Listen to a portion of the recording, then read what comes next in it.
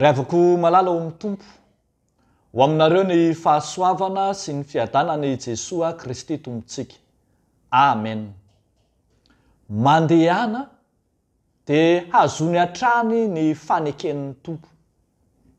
Mandehana dia hazony hatrany ny faneken'ny tompo.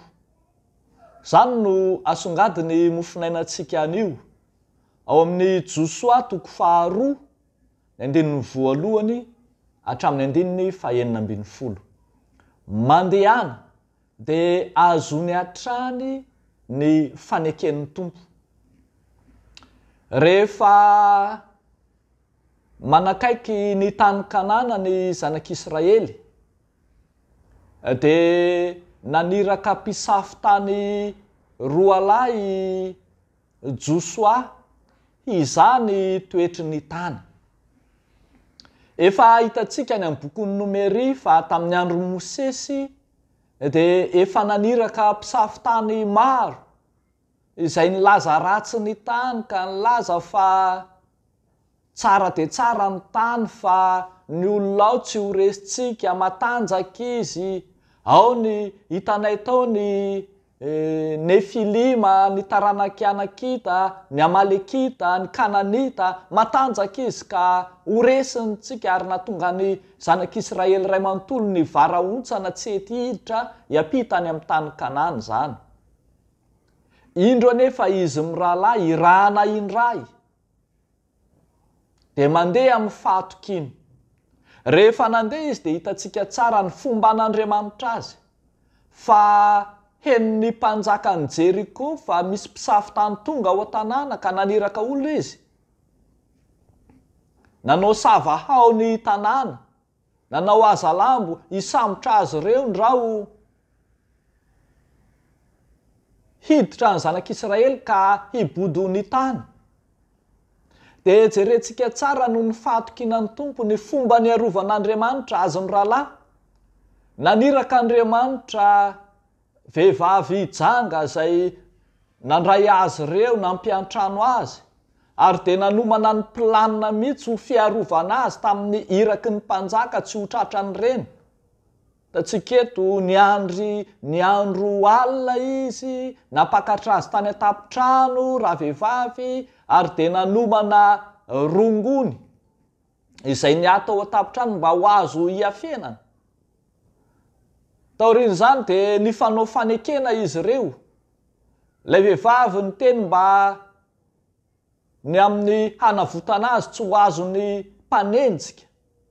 Izy mirahalahy kosa nilaza fa raha velona koa ny ainay, hoy izy eo amin'ny 4:40. Ny ainay no faty isolanareo raha tsy ho lazainareo izao raharanay izao.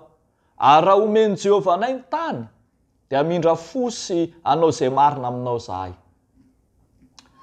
Hitantsika eto mantsy fa vehivavy jentilisa ary no irahan'Andriamanitra hanavotra ny iraka.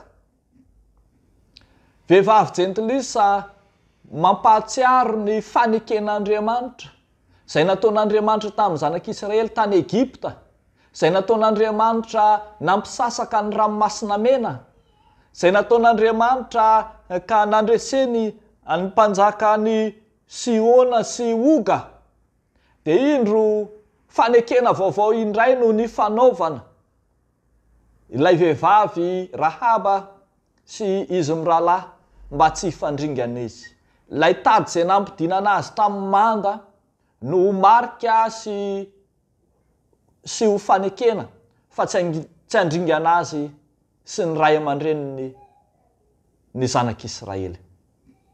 Riavako malala ao amin'ny tompo, fanekena no nahatonga an'i Jesoa Kristy ho faty hisolo ny olombelona rehetra. Fanekena ka tonga zary nizaka nitseran'ny aina, nafoy sy nanolotra ny momba ny tenany manontolo. Isika ihany koa misy fotoana misalasala, misy fotoana matahotra, misy fotoana be fanahiana rehefa irahan'Andriamanitra amin'ny toerana iray, irahan'Andriamanitra amin'ny iraka voafaritra iray rehefa iran'Andriamanitra amin'ny fitoriana filazantsara amin'ny endriny maro samihafa. Mazava ny afatra ho antsika ry havako, mandeha ary tsarovo ny fanekena izay efa nataon'Andriamanitra taminao. Dia ho hitanao fa any amin'izay tany anirananao, any amin'izay tany aniran'i Jehovah Andriamanitra anao no hita iny anao. Tsarovo ny fanekena dia ho hitanao fa ombanao Andriamanitra. Ho hitanao fa hiazona ny ainao Andriamanitra. Tafavoaka somatsara teo an-tanan'ny mpanenjika izy mirahalahy. Tamin'ny fomba mahagaga no nivoahany ny tanàna ho afaka miverina indray any Atoby ilaza ny afatra. Ary nahazo toky aza fa efa vahoaka matahotra ny zanak'Israely ny vahoaka ao an-tanànan Jeriko. Ry havako malala ao amin'ny Tompo, Andriamanitra tsy mivadika amin'ny fanekena. Miazona mandrakariva izay efa nolazaina izy, ka na inona efa nekeny taminao, ny planina ny momba ny famonjena, ny planina ny momba ny fiainanao sy ny fanomponao, dia tsy mivadika amin'izany Andriamanitra. Ianao ihany koa ary mahereza, mazoto tany ny fanekena izay efa nekenao ho ataonao, ny fanekena izay efa nifidianan'ny Tompo anao, ny amin'izay efa namonjenanao raha teo. Any amin'izay toerana misy anao, izay toerana nanorahananao, dia tsarovo ny faneken'Andriamanitra fa hitahanao mandrakariva izy. Dia n'Andriamanitra irery ny voninahitra. Amen. Hivavaka isika ry havako. Tompo, misaotra anao zahay ny amin'ny fanekenao Jesoa ilay nanaiko ho fato ho anay, ilay nanolotra ny tenany teo amin'ny hazo fijaliana ho famonjena anay. Misaotra anao zahay no ny famindram-po sy fiantrana, no ny fitiavana lehibe tsy hay tohaina izay nasehonao sy natoronao anay. Ankehitriny zahay mametraka eo ambany fahasoavanao, ny dian'ny mpitory filazany tsara rehetra, ny lalana ombany feno sarotra, feno aizina, feno tahotra, fa ianao Andriamanitra efa nanao fanekena taminy fa tsy handao azy na fohy azy mihitsy ianao. Dia izany no vavaka sandratray eo anatrehanao, koa miainoa anay ry Andriamanitray. Misaotra Tompo. Amen.